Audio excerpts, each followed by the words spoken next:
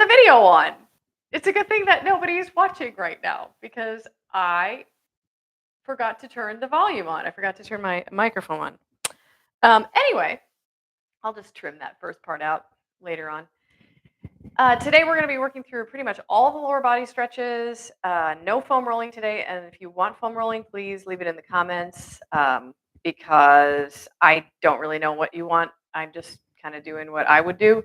And yesterday I had a pretty big leg day at the gym, a lot of squats and lunges and glute bridges and stuff, and then I took a really long walk. So my lower body is kind of feeling it. I've already done my foam rolling today.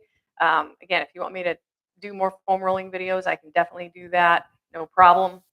But we're just going to kind of do a combo upper and lower body today and get through all the lower body stretches, all the big ones, all the major ones that we do problem solving with, and maybe a couple extra. So I'll try to clue you in as far as like what stretches pair with other stretches when you're doing problem solving. It can get complicated, but it doesn't have to be. So anyway, let's come to the mat and we'll start this thing over again. All right, first of all, we're just going to sit. And if you are not comfortable sitting, grab yourself some blankets, grab yourself a stack of blankets, and so sit up high enough so that your knees aren't like this, because that's going to cause your lower back to round. And we want to sit up straight. So just go ahead and take your head over to the right. Let it fall. Roll around to the front.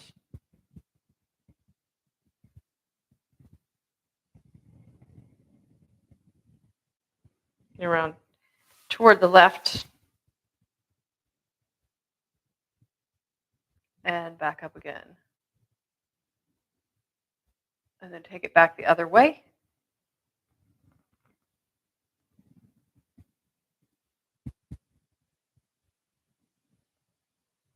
And as I said, I'm just kind of doing what I feel today. I feel like I have a lot of tightness in my traps, especially in my left trap. So we're going to do the Kihara resistance stretching for traps.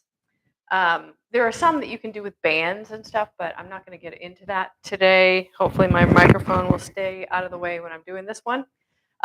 So the motion is you're going to take your left arm up.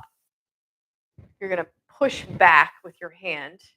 And your other arm, so your other arm is just going to take this arm and drag it down across the body. So we're going to take it all the way across. This arm is still pushing back. The other arm is dragging it along. I'm going to pull my fingers out away from me to create some traction, and then I'm going to tilt my head over to the right. I know I'm crossing right over this microphone, so sorry about that. I'll try to move it to the center. That should help a little bit. I think I'm still going to be crossing it, but so I'm taking my arm up like that, and I'm pulling it across. My arm is going back. I'm using the other arm to kind of pull it across the body. I'm giving traction, so I'm pulling the arm out and away from myself, and then I'm going to tilt my head over to the right. So we'll do that a couple more times, and you should be feeling a stretch right up here in your trap.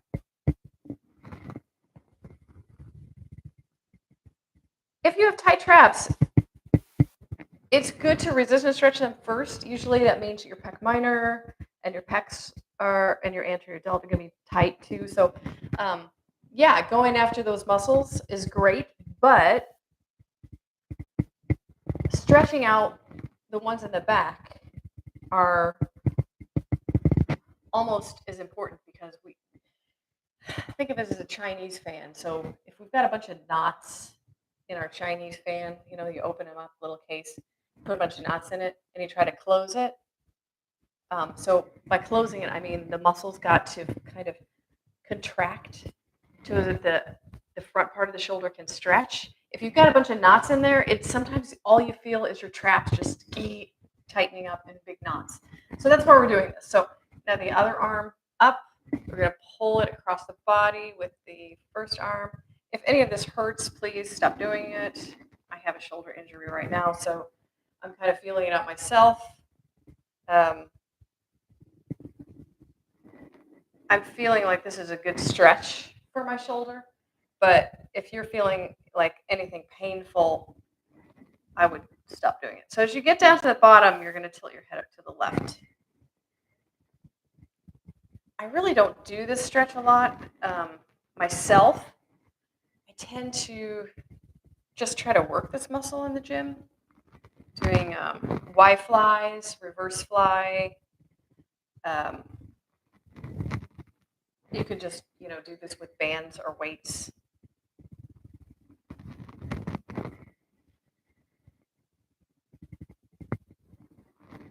And then I'm also going to do lateral to get into this tension on the side of the neck. So for this one, I don't use this one very often, but it's a good one if you have a lot of tension inside of your neck. So you're going to take your arm up like this. This is the movement, like lateral raise at the gym. So I'm going up, and then my other arm is going to push it down. So the arm that I've got out to the side is resisting it. It's pushing up, but the other arm is going to win. And I'm going to keep the tension going. I'm going to traction my elbow away from me and tilt my head over to the right. Again, up, head over to the right. And you should feel a nice big stretch through here.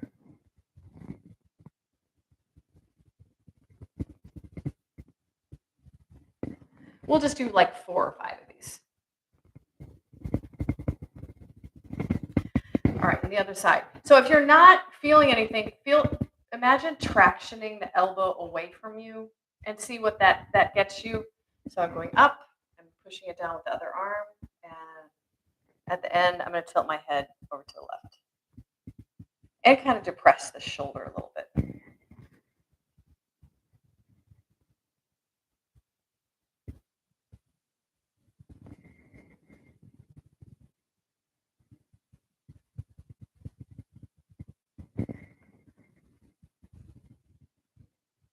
And once you get the hang of this, like if you belong to the gym or something, I don't think I have at the gym I'm at right now, I don't have a lateral raise machine, but what I used to do at my old gym, we had a lateral raise machine, and I would use it just to stretch my neck. So I would lift, and then as I would lower down, I traction my elbows out away from me and tilt my head to the side, and then do the other, and just kind of go back and forth. It's just a super nice stretch. It really is. All right, and then next we're going to do groin. So bring the soles of your feet together. I think we did this one last week. You're going to bring the knees together, and the arms are going to push apart. So the arms are going out, the knees are pulling in. You're going to let your legs win as you bring the knees together. Keep pulling the knees together. Now let your arms win and open up. This almost is like a reverse fly. In a way, it's a low reverse fly. But think about it as another trap stretch for your upper traps. As you bring your knees together, you should feel this trap stretching a bit, and rhomboids too. Some of you may just be focusing on the stretch, the lower body stretch, if you're tight here, and that's cool. I can really feel the back of my shoulders working a lot here, which is kind of the beauty of doing lower body. You're also stretching your upper body at the same time, which is great. Okay. And from here, we're going to go into the reverse tabletop stretch. So take your hands behind you, either fingertips pointing forward or out to the side. You can do it back here, but my elbows tend to hyperextend. And in that position, I feel really unstable. So I like to have my fingertips pointed forward, but wherever you want to be. So puff your chest out. This is as far as you need to go. You could just stop, puff, or lift your hips. So this is your stretch. And then as you come down, kind of imagine your feet and your hands pulling towards each other. You can do that on the way up as well.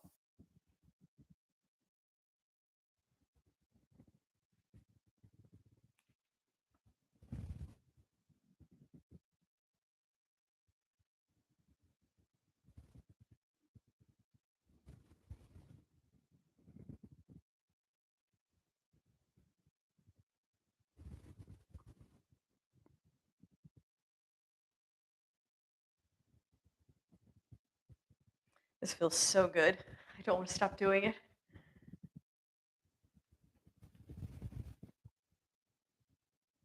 So again, as I said, you should get more out of it if you feel like your feet and your hands are pulling towards each other. So if you're wanting more of a stretch, try that, and you can also tip forward if you're wanting more anterior shoulder stretch. Okay, so we did groin. Now we're going to do lateral hamstring. And there are a number of ways that you can do lateral hamstring, but I feel like the one that's the most effective for me is doing it lying down. And I'm going to give you two versions of this. So you can do it with the strap around your foot. I'll show you that one first, and then I'll show you the one that's a little bit more difficult, but in my opinion, the best stretch for. So the lateral line is going to go right down here all the way through lateral hamstring, and then you're going to hit the glutes a little bit as well. So also it crosses over to the other shoulder. So if you have shoulder problems on one side or the other, it may be related to lateral line. I don't know. You'll have to feel it out. So I'm going to put this strap around my foot. I've got this knee bent, and I'm going to kick down and out. So I'm not going straight down. I'm going down and I'm going out like this, and I'm going to keep pushing down with my foot and then pull my leg across the body to the other side. And as I get across the body, this first one, I'm not going to do anything with my bent knee yet because I'm still a little tight. So we're going down and then across. Whew, that's a good stretch. Down and then across. Maybe I'm just really tight today. So as you feel like you're starting to warm up into this stretch, you can start to, as you bring it across, you can start to tilt the other knee in. And that is going to, it's going to be a little bit deeper stretch. Because now you've got internal rotation on both sides. And also try it. I'm going to go on to the more difficult one. Try it also with your foot out, with your toe out to the side, and see if you feel any difference. For me right now, I'm feeling it actually more in my hamstring and less in the lateral line through my glute. But you might feel something completely different. So if that's what you're up for doing today, then just keep doing that. For the rest of you that want a little deeper stretch, we're going to go into this one. So I'm hooking my hand around the outside of my foot. I'm going to kick my foot down toward the outside of my hip. That's the direction it's going. And then as I do that, I'm going to keep that foot kicking down. I'm going to pull it across the body, across to my right side, and then tilt that right knee in. And I'm just going to keep moving in and out of that. And that should give you a really nice stretch all the way from your calf down to your hip. If my calves and my hamstrings are really, really tight, this is the way I prefer to do it because I feel like there's a little bit more muscle tension in there. Like my muscles are getting warmer than doing it with the straight leg stretch. But both of them work. So I wouldn't worry about it. I'm also feeling my hip flexor in the front jamming up a little bit, which means I probably should have stretched my hip flexor first. Those kind of things you'll just learn as you're going along. This particular stretch goes with the groin stretch that we just did. So usually, if you feel bunching, it's going to be here. And if it's really driving you crazy, then go back and do the groin stretch again, and then come back to this, and you should feel a little bit of tension release. It shouldn't be jamming up as much. All right, we're going to do the other leg. So I've got this one on the strap. I'm going to start with the strap. Oh my gosh, I'm super tight. I can already feel a stretch right here. So I'm going to kick down and out. Sometimes I tell people to imagine like they're hockey players. You know how hockey players skate and they kind of push their foot out to the side. So that's what we want. So I'm going to kick down and then bring it across the body. Yikes. Down again. So I'm going out and down in a diagonal, then bring it across the body.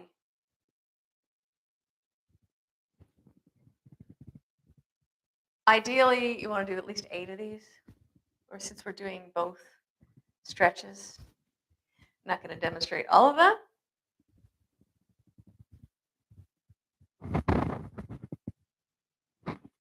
I mean, this one's better if you have really limited range of motion. If you have a lot of belly fat that gets in the way, this one's easier for sure. And try it again. Try it again with the toes turned out. See what that does for you. You may get a completely different stretch. I'm feeling it like when I do this less down the side of my leg and more toward the back, which doesn't really make any sense, but it is what it is. Some of these stretches, if you don't feel them in the place that you're supposed to feel them, you're just going to feel them where you're tight, and that's okay. Often it's not just one muscle that's doing the actions, it's several.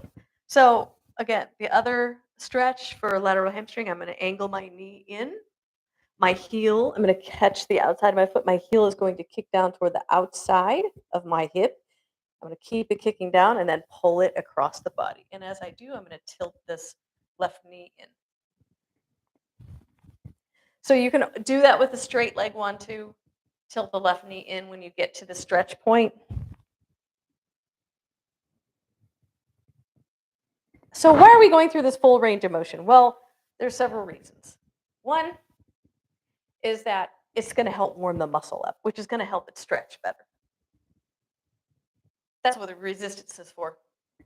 And two, sometimes the knots that are in your muscles, the magical things that happen to undo the knots actually happen as you're contracting from here through the middle. That's where the knots are breaking up. As you get to the end, you're just creating new range of motion. And yeah, sure, that's where you feel it, but it's not always going to be the answer to breaking up the adhesions in your muscle.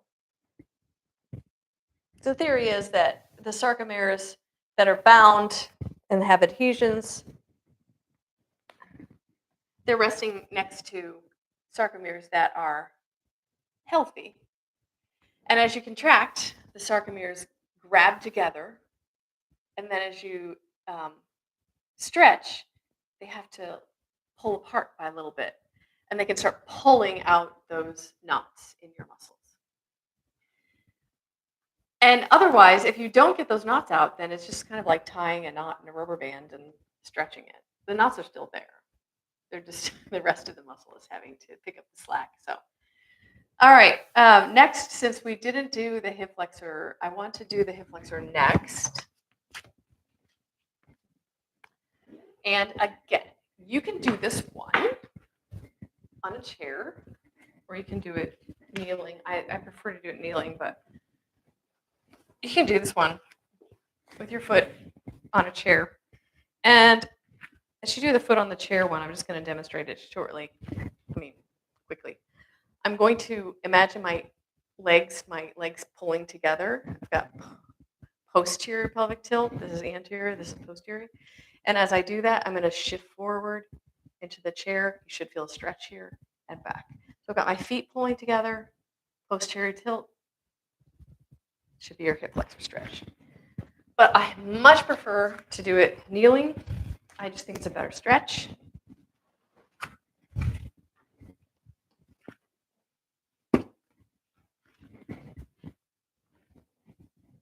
I am scissoring my legs together just like on the chair. Posterior tilt, shift forward, and shift back.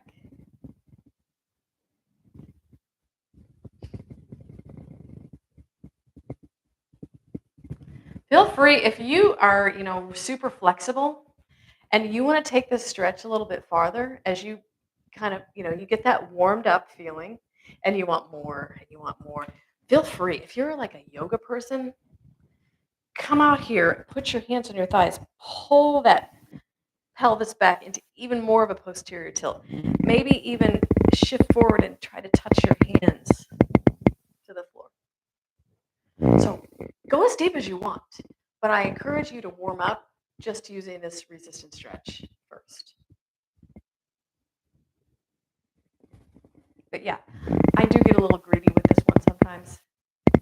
And if I kind of form into a little bit of a back bend, it can provide even more resistance. So from here, we're going to go straight into central hamstring. And this is the one that either you can put your hands on the floor, you can put your hands on a chair, or you can use the yoga blocks. I only brought one yoga block today, but you frame your foot with the yoga blocks. Pull the heel toward you, pull it toward you, and then back it up. I am pulling my heel toward me the entire time that I'm doing this stretch. So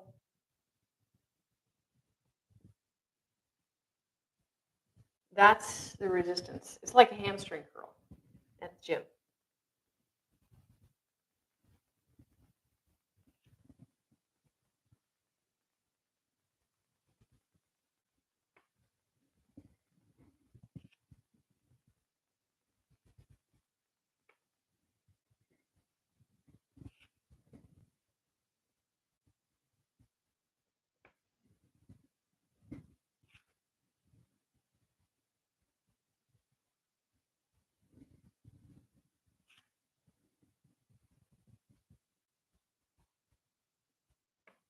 And then we're going to switch sides.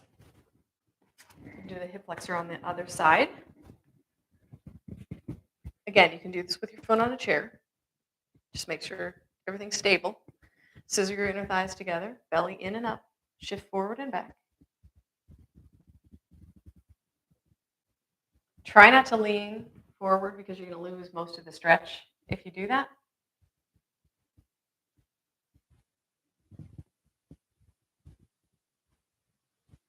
If this is bothering your knee, find more padding or stop doing it. You may want to get your knee checked out. I always have a little bit of pain on this side, but not enough for me to stop doing it because I know after I've done it, it feels better. So you'll have to make that call. Obviously, I always say if something hurts, stop doing it. So that's a good rule of thumb.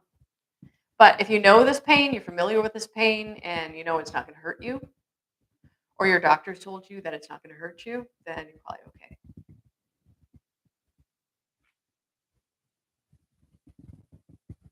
Sometimes I think the pains we feel in our body, especially as we get older, is more of a fear of what's happening in there, than the pain itself. So again, if you are really flexible and you want to take this farther, then come down to your lunge, push the thigh, pull the belly in, or you can come into a back bend, reach down, sink deeper. However far you want to go. It's up to you. That's kind of, I think, how yoga evolved into kind of being almost like some people take it to the contortionist level, is that they just keep wanting to go deeper. Like, how far can I take this? Because it feels so good. And it should feel good. Okay, next, we're doing the central hamstring again. I'm going to pull this heel in toward me, keep pulling it in, and then back it up.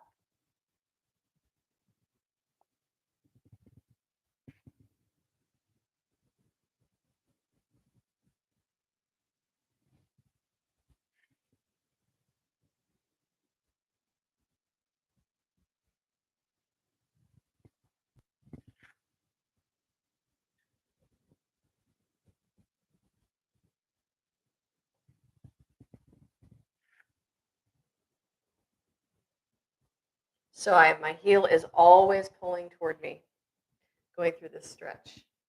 And again, you can pull your chest farther forward if you want a deeper stretch. I kind of look at this one as a little bit of a warm-up for some things I may do later on.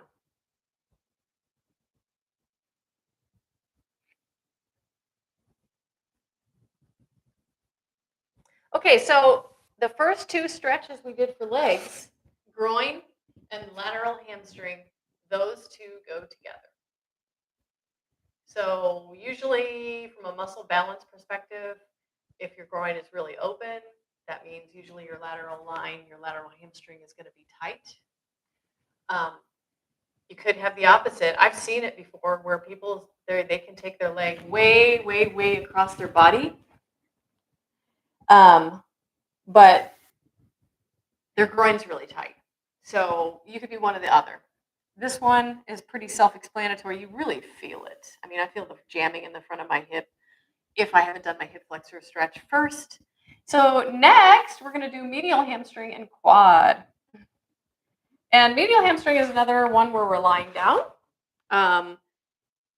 You could do it the same way we just did the central hamstring. So you would be with your foot out here. Instead of your foot straight, you have it out to the side, and you're going to be pulling the heel in toward you, and then keep pulling it in toward you, and back it up, lean forward. So you could do it that way. Just really put your brain into that medial hamstring.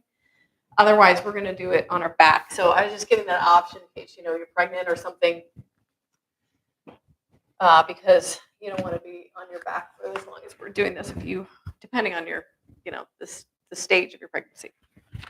So medial hamstring, you're on your back. You're going to take your knee, I'm using my left knee, out to the side. So lateral hamstring, we're going across the body. Now we're going out to the side. Central hamstring was straight. We have 3 hamstrings. So medial hamstring, I'm going to make the OK sign with my fingers. I'm going to hook my heel. My heel is going to pull down toward my groin. I'm going to keep it pulling down to my groin and then open it up. And sometimes I like to take my hand and put it on my medial hamstring just so I can feel that contraction and really put my brain there. Because this is what we call muscle activation. Sometimes our brain isn't really sure what muscle is doing what. And sometimes this muscle gets a little lazy. So I like to put my hand here so I can feel it. And it also helps me to improve my neurological connection, I think, to my brain. The heel is always pulling toward the groin. And I'm also getting a huge rear shoulder stretch here as well. We're going to do a couple more. My shoulder's wearing out. I haven't done this one for a while. And then switch sides. So, OK sign with the hand. I'm going to hook the heel. The heel's going to kick down toward the groin. The arm is going to move the opposite direction, just like prying this leg open. Work within your range of motion. As you can see, I'm not going straight with my leg because I'm feeling tension here. So I probably could go farther if somebody else were pushing me, but I'm feeling tension right there. So I'm not going to go any farther. And if you feel tension on the outside of the leg where the lateral hamstring is, that's okay. That just means your lateral hamstring's really tight, which is a good case for you wanting to strengthen this one, the medial hamstring, because they both kind of can do the same job. But a lot of times the lateral hamstring is just so overactive and so tight, it's going to want to do everything. And once you get this medial hamstring to start doing its job, you're not going to feel as much tension. But it may take months, so you got to keep working on it. I would say if you did those 2 stretches, if you have overactive lateral hamstring, and you did those 2 stretches along with the balancing stretches, so we're going to do quad next because it balances the one we just did. You should start to feel for a month. You should start to feel some real changes in your legs and where the tension is, the chronic tension. Okay, quad. We're going to do the same lateral quad stretch we did last week. We're going to do a couple others. I'm going to take my foot out 45-degree angle, cross my right ankle over. My right ankle is pushing into my knee. The knee is pushing back. I'm going to rotate the knee in and then open it up. So as you can see, this is the exact opposite motion of the stretch we just did. So I'm going in with my leg. The stretch we just did before was going out with the leg. So they're completely the backwards of each other, which is why they go together. So there's tension between my knee and my ankle the entire time. I'm also getting a nice little glute stretch as I open up to the side.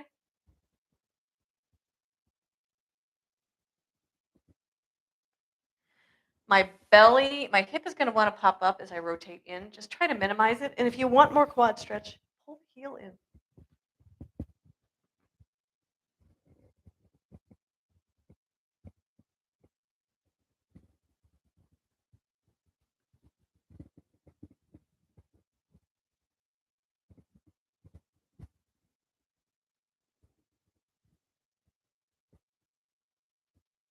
And then we will switch sides.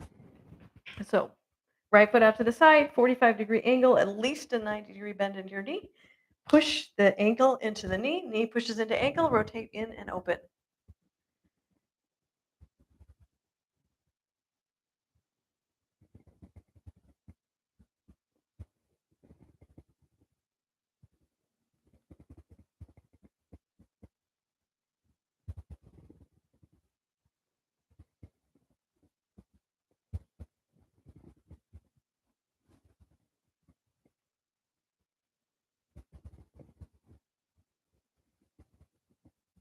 And again, if you want more stretch, pull the heel in toward the hip.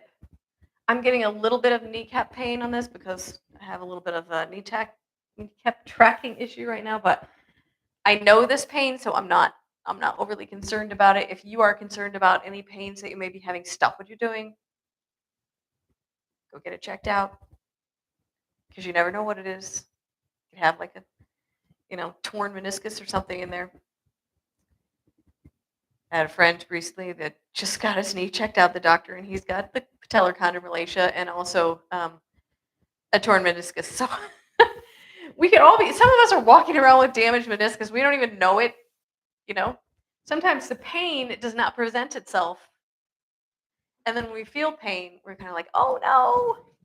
Well, sometimes it's not anything that's going to cause any long-term damage. Sometimes it is. So it is good to get it checked out.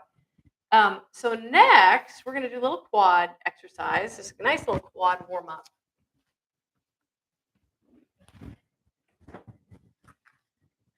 And this one for sure, if you've got knee pain, you might want to avoid it. But you can also do this sitting in a chair. If you sit in a chair and you have one of these bands, I'm going to put my bands here, there. These things, you can loop around the bottom edge of the chair and then slip it around your ankle and kick out and in. It's another option if you don't want to do it this way. But I do think this is a good way to warm up your quads. So we're going to straighten up. I'm just on my knees. I'm going to belly in, tailbone under, and I'm going to start to lean back. This is my stretch. Then I'm going to come back up again. You can put your hands on your hips if that helps you to keep your tailbone tucked under, or not. Hands out to the front, maybe a little bit less taxing on the quads.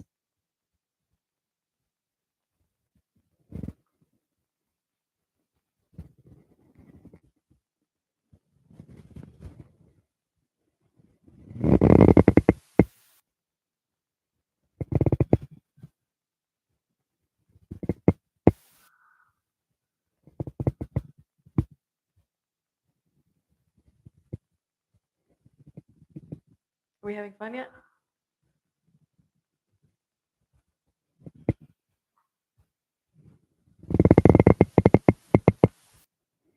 All right. Now we're going to do the deeper quad stretch. This time I'm going to use the chair. Pull the chair toward me.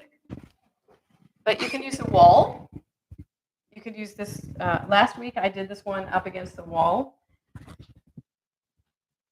These yoga blocks, if they're soft underneath the knee, is also really nice. If your knee's just not taking the pressure. Try that. A couple of pillows, a big bolster, anything you've got. I'm going to put my knee on block. My other foot out to the side. I'm going to reach down through the floor. Flip my knee up the chair. Oop, fell right off. And rise. So I'm going to push my foot into the chair, shift forward, stretch, keep pushing the foot into the chair, back it up, stretch. So back and forth.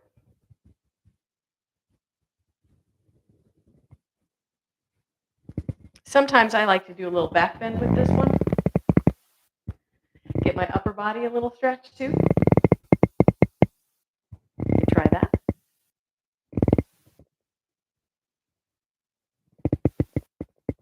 Or you might not need the block at all. Just take the block and get rid of it. I found that my kneecap has gotten so used to being on the floor, it doesn't bother me as much as it used to. And sometimes when I look at little kids crawling around on the floor and I think, oh gosh, doesn't that hurt their knees? But I think their body's more resilient, for sure. But I also think that they're just used to crawling around on the floor, you know? If you want to take this a little bit farther, you're going to lean away from the leg. So away from the right leg. It's going to give you a deeper stretch.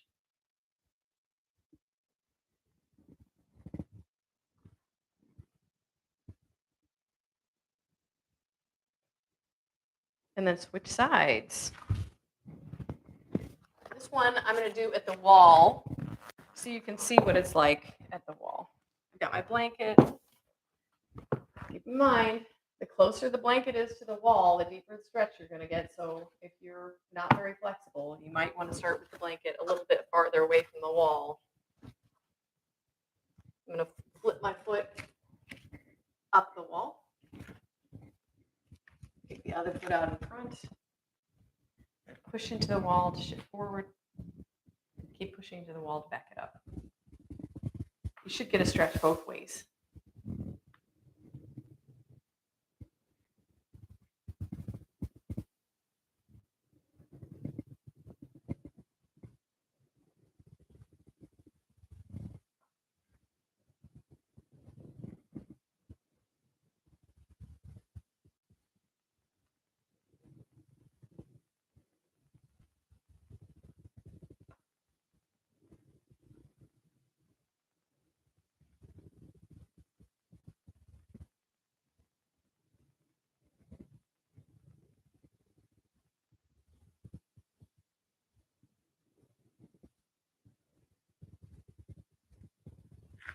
I'm actually counting, so we're at 9. And these last few, I'm going to lean. So I'm going to take my arm up and over to the right and stretch it over as I back up.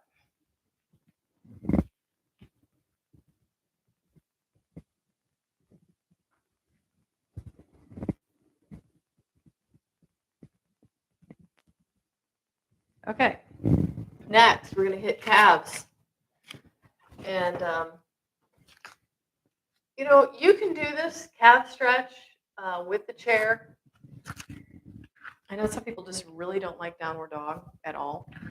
So if you want to, you can do it with the chair. But I would say if you do it with the chair, you're going to need something underneath your toes. So roll the mat up. Stand on it. Reach for the chair. And then you can do your shift forward and shift back. So I'm just shifting my weight forward, and as I shift back, I'm going to lower my heels and try to lift my toes. You might not need anything underneath your toes if you're really tight. It's totally up to you. Downward dog version.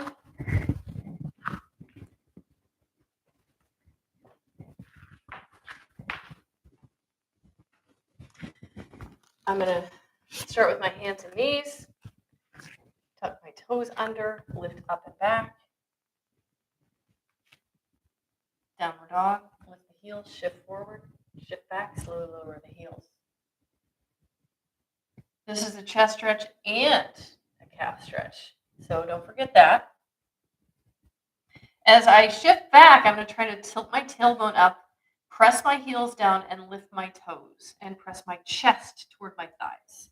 So this should give you more stretch if you're not feeling anything. Sometimes, and I think I've demonstrated, because I get a little greedy with some of these stretches, as I'm coming back into the stretch, I like to lift one leg behind me and then shift forward. You can alternate legs. So as you come back into the stretch, lift the opposite leg.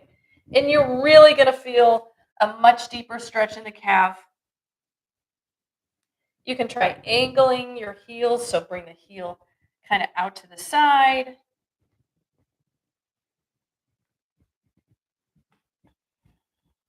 See what that does for you. Or, you can bring the heel in. See what that does for you. That's a really nice stretch for me. It just hits different parts of the calf. So you could do the same thing with your feet together. In and out.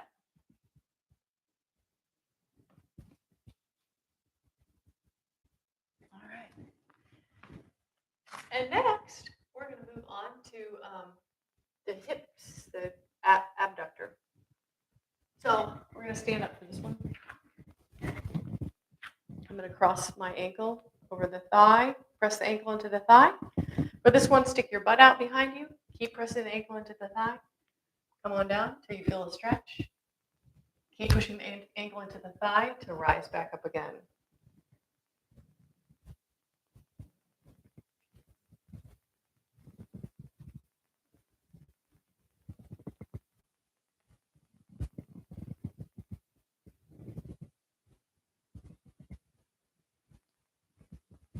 I'm really tight here today, so I might have to do another stretch for this.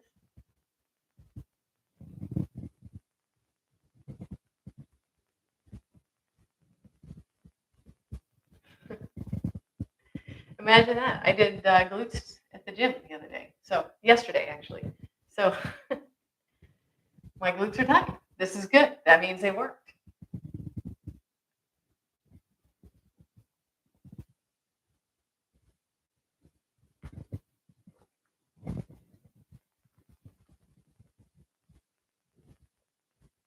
And then switch sides.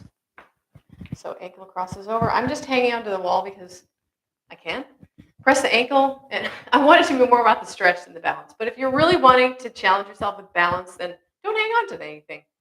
Press the ankle into the thigh, stick your butt out behind you, come down into your figure four, and rise back up.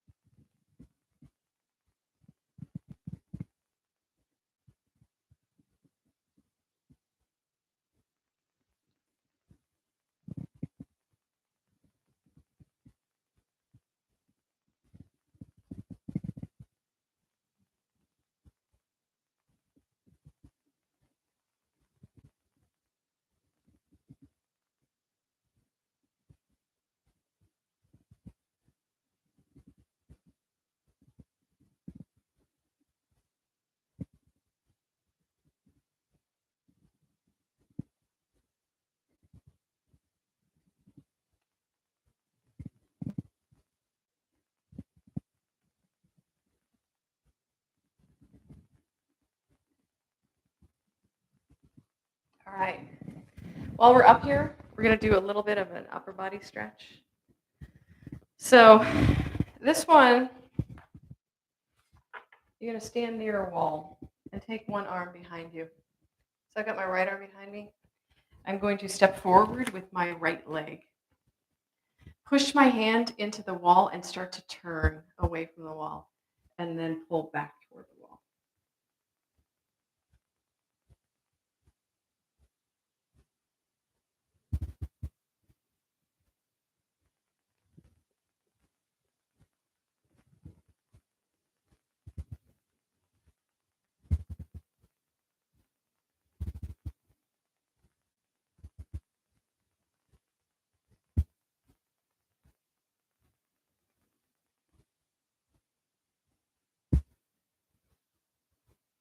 If you've got wall space, which I don't really, I'm going to have to move forward a little bit because all these paintings in the way.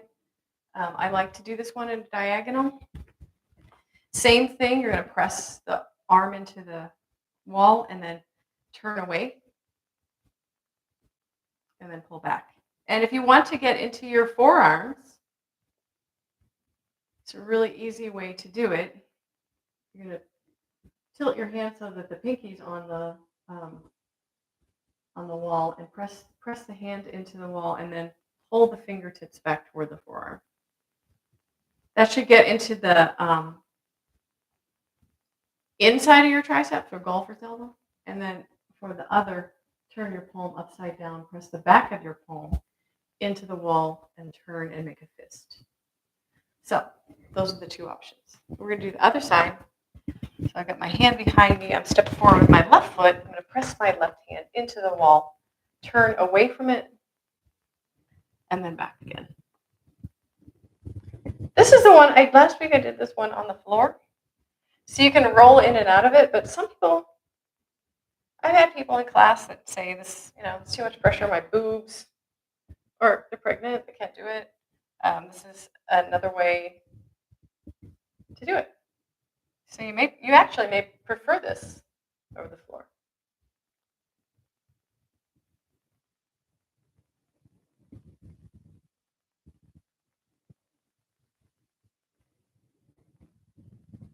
And then we'll try taking the arm up in a diagonal. That's a stretch. Yeah, big stretch.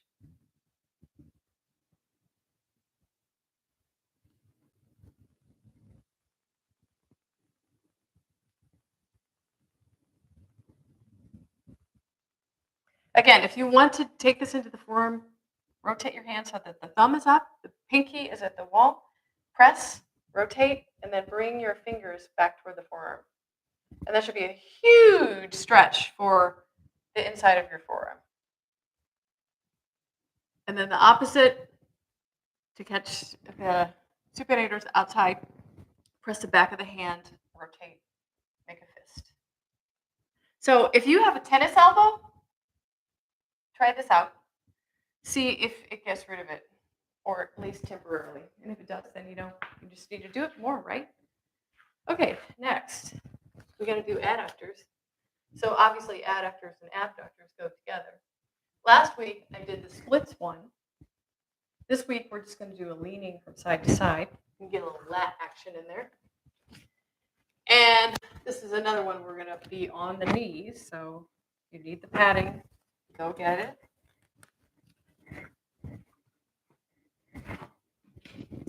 Foot out to the side, you're going to press the inside of the foot into the mat, lean.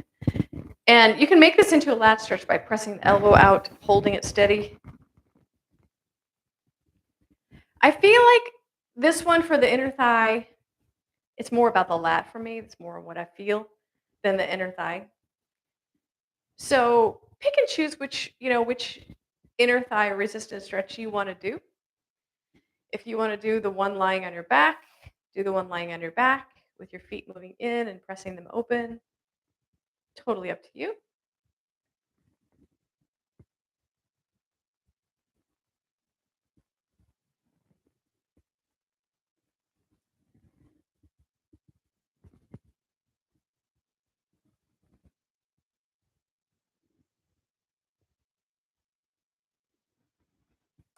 And the great thing about doing it the other way on your back, which I will demonstrate, but I'm going to start doing this first. Kick the elbow out, catch it, lean to the side, and back up again.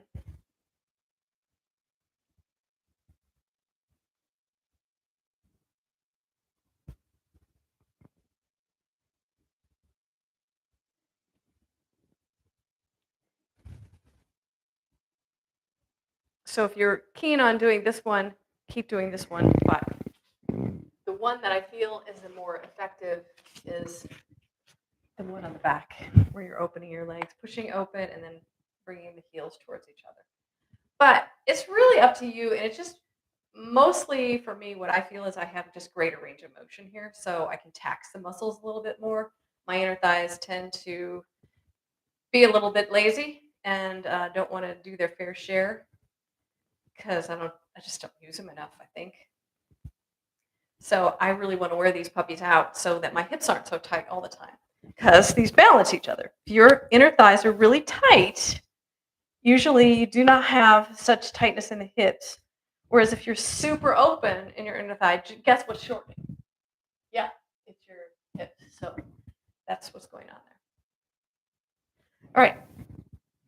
I'm going to do another upper body stretch. I don't really have time to do it, but I'm going to do it anyway. I might go over by a bit. And so I'm going to take this yoga block. I just set it underneath me. You might need two. I'm going to lean up against this chair, and I'm going to lift my hips and grab the back of the chair. And I may want to take my arms through a little bit farther. Yeah. And then I'm going to slowly lower my hips toward the ground. So I'm pulling with my arms. Make sure your chair doesn't tip over like mine is. And I keep pulling and lower the hips down. If you want to get rid of the block, see if you can come down here a little bit more. This is a great way to open up your thorax. Sometimes the thoracic spine, well, for most of us, we start rounding in the upper back as we get older. And a problem with that is it can cause a lot of stress on your neck, and also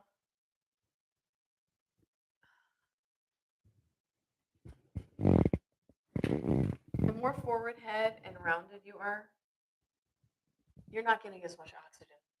So it's good to try to work toward anything that can get you out of that curved upper back kyphosis. All right, we're going to end up with pigeon today because we've already stretched your hips out a little bit. You should be ready for it. So for pigeon, we're going to start in downward dog. And lift your right leg up. And then bring your right knee through. Sit down. Some of you may be sitting like this. That is fine. Some of you may be sitting like this. That is fine. We're going to do a little pulse. Bring the knees towards each other and back. So if you're out here, it's going to look more like this. Okay? And I feel pretty loose here. Usually when I get into pigeon, I need to do that a couple times just to warm the muscles up. Today I'm going to take this into a little bit different stretch. So I'm going to put my strap around my foot and then take my strap here. You can do a resistance stretch here for your quad. Walk your hands up and see how close you can get your head. Okay? So this is a way to work into king pigeon. If you're up for that type of thing. If not, don't worry about it. But this is also kind of a nice resistance stretch for the quad. You just push and pull. I'm stretching my chest. I'm stretching my quad. You can also do this one with one of those giant elastic bands. That's good too. But yeah, pretty much everything that we did today should be working towards that. The lower body, and then we'll swap sides. So I'm in pigeon again. I'm going to pull. And again, I feel pretty open, so I don't really feel like I need to do much pulsing. Some of you may be here, and that's okay. You can always pull your quad back like this. It's a good quad stretch. Push and pull. Or loop your foot. Try coming into your pigeon. Just, try some push pulls.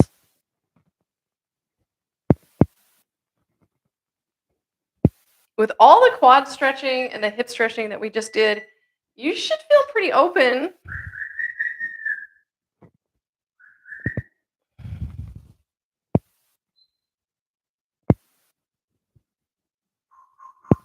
Yeah, you may be able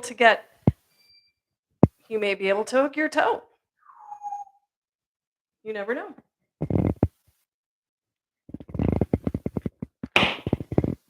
Okay, that's it for today. Please leave, any questions or comments that you have, and I'll be more than happy to try to answer them. If there's something that you'd like me to try to stretch next week or foam roll or whatever, let me know. Until then, happy stretching, and I will see you next week.